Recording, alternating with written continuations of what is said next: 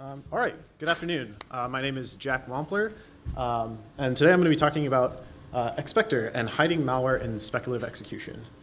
This is work done at the University of Colorado with my coworkers Ian and my advisor Eric Wistro.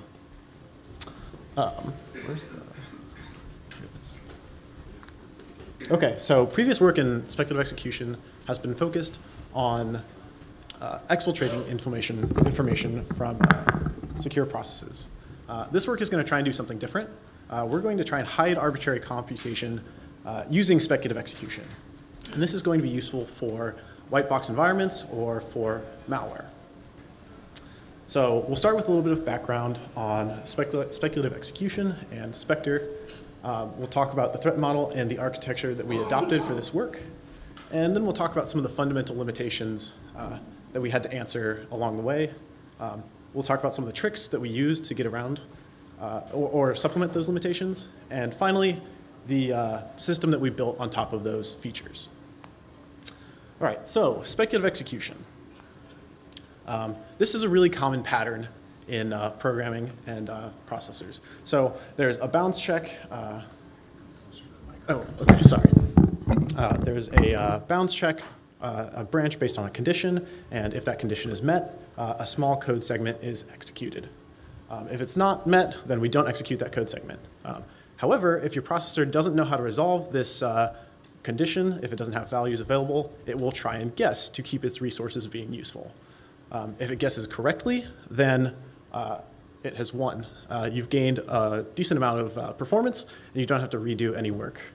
However, if it's wrong and it's doing something out of order, you could now be executing this code segment without the conditions of the branch applied.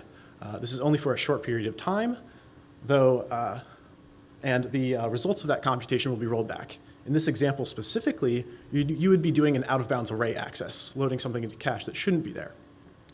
So this state was thought to be rolled back entirely, but it was shown by some of the Spectre and other works that that's not quite true. The entire state of the processor isn't rolled back completely. So the way that the Spectre attacks work is the attacker convinces the CPU to misspeculate. And now they do this by training the branch predictor with a series of good values, convincing the processor that this branch is going to be taken a certain direction. Before providing, the attacker now provides an out-of-bounds value. And when the CPU stalls, it doesn't know how to resolve this branch. It relies on its past performance.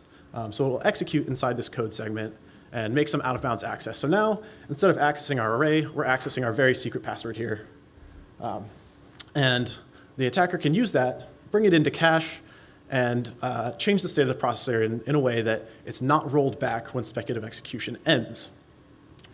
So Spectre variant 2, does something very similar. It's a very similar process. The one big difference is that we're not guessing now whether a branch is taken, not taken, making a binary decision. Spectre variant 2 is guessing where an indirect branch will continue executing.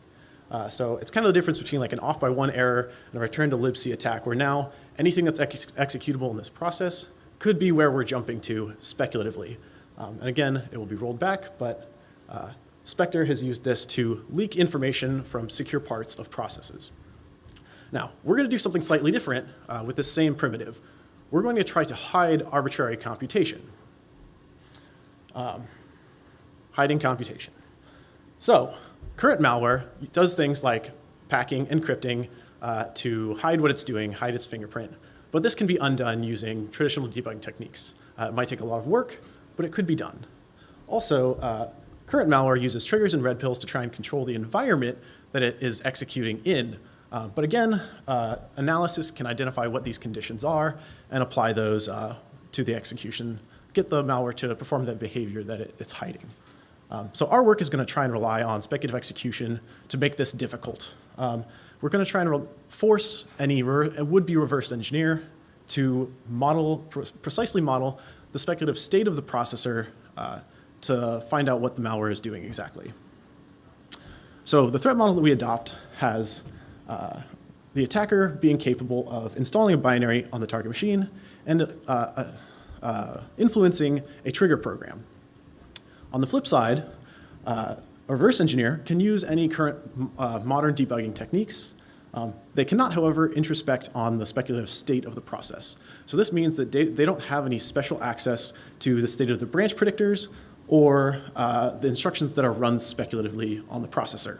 And this is a fair assumption, given that no processor manufacturers have indicated that tools like this exist or are made commercially available.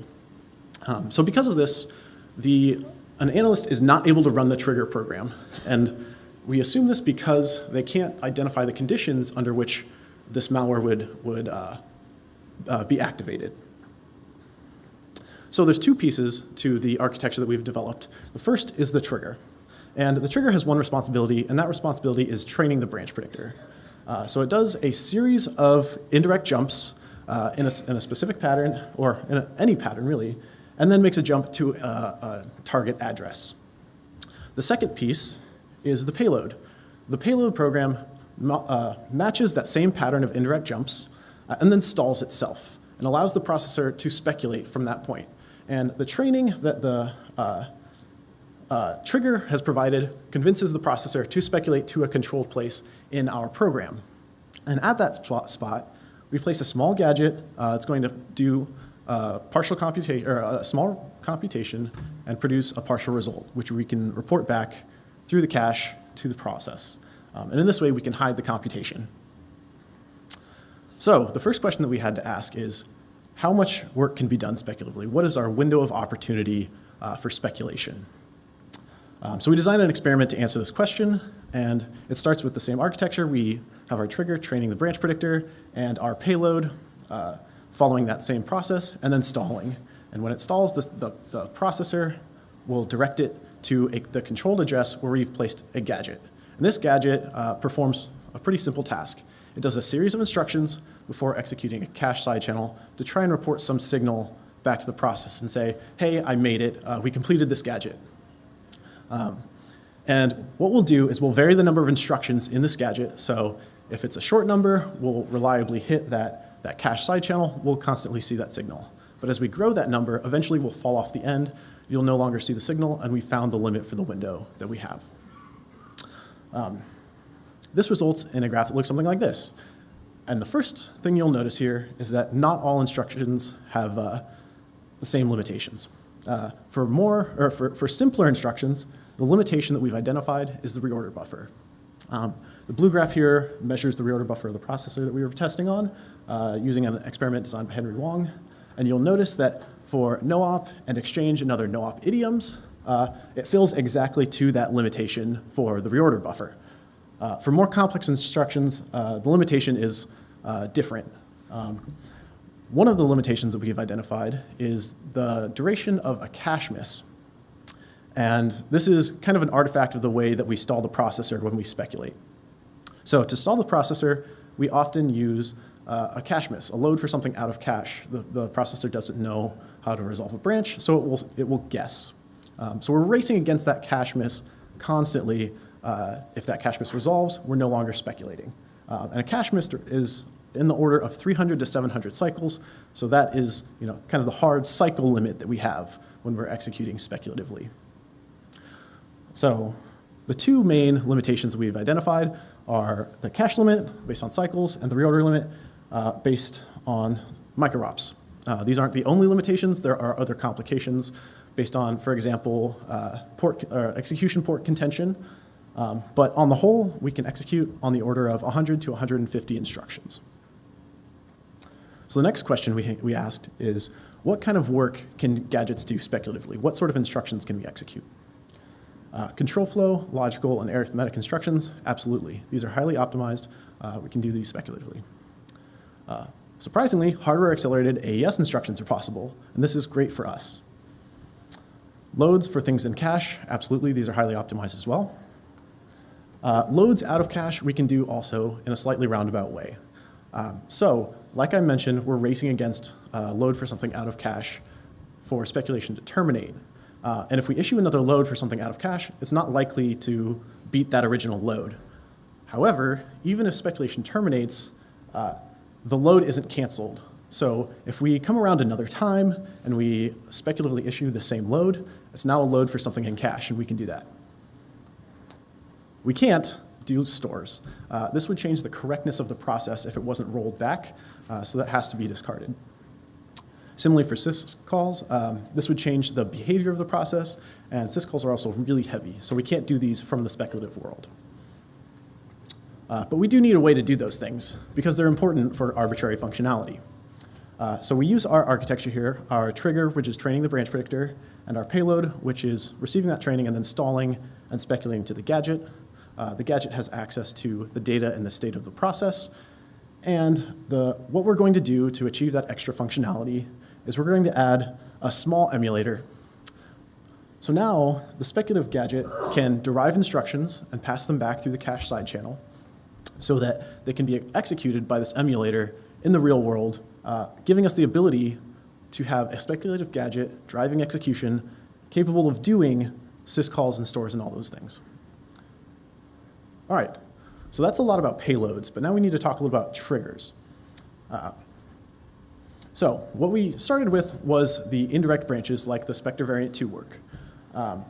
However, returns are also indirect branches, and they work to train a branch predictor as well. It's a slightly different branch predictor, but it works reliably for this model. Interestingly, we can also use Spectre 1 and direct branches to perform the same kind of task. In an interesting way, if you misspeculate a direct branch, you can end up overwriting or doing a buffer overflow, overwriting a return address, and redirect control flow that way to an attacker-controlled address. And this is just great. I love that. A thing that we like to note is that triggers don't have to be complicit. Triggers can just be another program that's executing on the machine that reliably trains the branch predictor.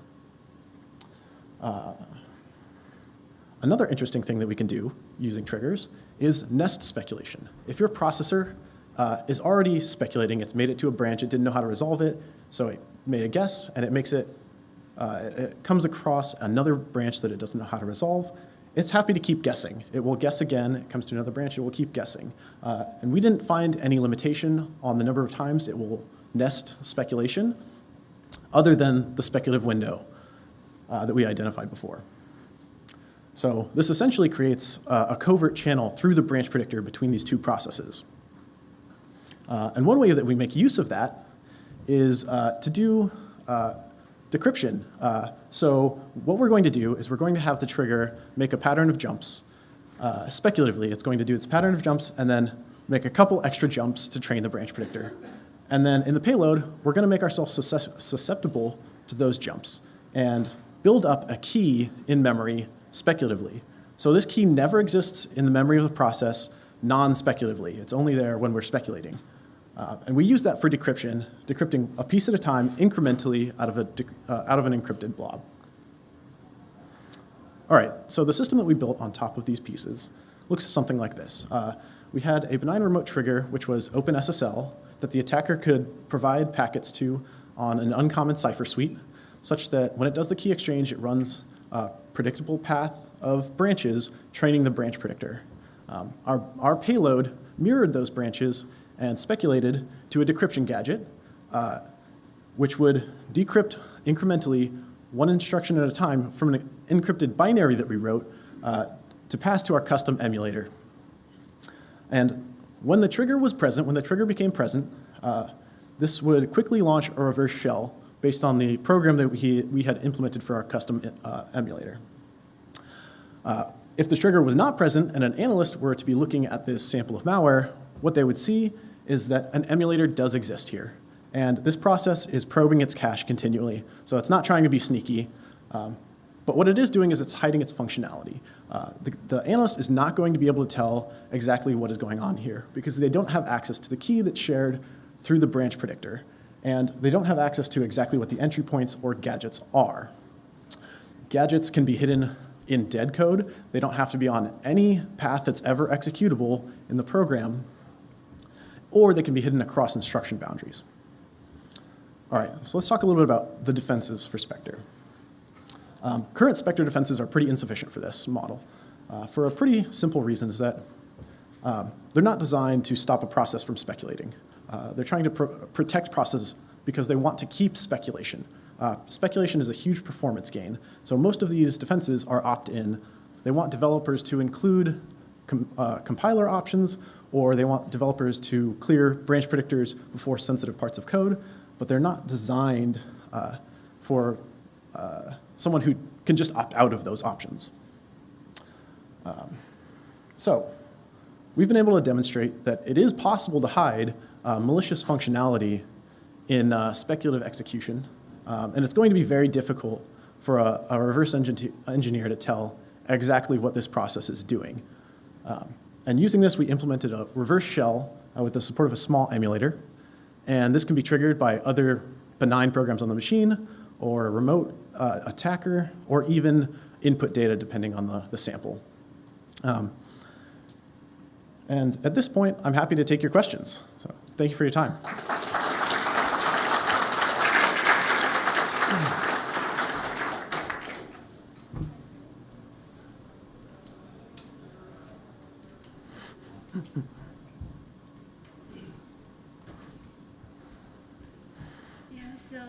Could you give more detail about the motivation using the Spectre execution as a cover channel compared to other cover channel? Mm-hmm. So the motivation that we had for using speculation as a covert channel is that it's really hard to know exactly what's going on in this process. You can't look at the executable and see where it's going to be executing. And modeling the entire environment, given that benign processes can be the trigger, means that you have to consider every other process on the machine as a possible trigger. So for a malware analyst to look at this and say, what's going on here? Where is this going to execute? It creates a big challenge for them, and that was our motivation for using speculation. Thank you. So this is very cool. So if I understand correctly, so you're trying to, you're using the speculative side channel to stream instructions to the emulator, right? Mm-hmm. Back sort of in the non-speculative world. Mm-hmm. So have you measured on a real system with normal load, what data rates are you able to achieve? Like how many instructions per second are you actually able to send back to yourself? Right. So yes, we did measure. It's not fast. Because you are using the speculative side channel and you want some assurance that, yes, we did see a signal here, but it's also not a small number. It was on the order, I want to say, when we did the reverse shell with no limitations, just like purely train the trigger, it was, I think, 300 instructions to our emulator, and it took 2 milliseconds to execute. And that was kind of optimal conditions on a busy processor. Optimal training conditions, but on a busy processor. Do you encounter a lot of noise in the channel? So on certain architectures, yes. On others, no. It kind of depends, on the load. It depends on how the branch predictor is implemented on that processor, and it's kind of hard to tell because there's not a lot of information on why branch predictors are performing certain ways. Hi, I'm Afsar Anwar from Central Florida.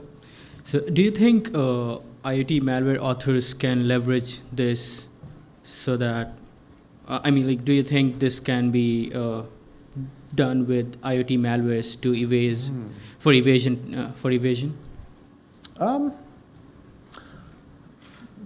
Possibly. Again, your processor has to be able to do speculative execution, and that's not all processors. Modern ARM processors can. So it depends on the ability of the processor that's used. So it's not going to be all devices, but it's definitely possible that it could be done occasionally. Yeah. So most of the IoT devices do not have that capability. So it means that it won't be impacting the IoT devices. I wouldn't say that it doesn't impact them. I think that it depends on the processor that's used in the specific device. Okay, thank you. Mm-hmm. Sorry. One more question about the noise. So is it really a function of the branch predictor, or is it more a function? Is the noise more a function of how data intensive the other processes in the same system are? Like basically how much cache is really being perturbed by all the background work? Yeah. So I guess if there's a lot of cache, like collisions pushing things out of cache, it could be an issue. But if you design the cache side channel that you're using between the speculative world and the regular process to be kind of resilient to that and use the cache side channel in a reliable way, the noise is pretty manageable without doing too many iterations to confirm that you have a signal. Thanks. Mhm.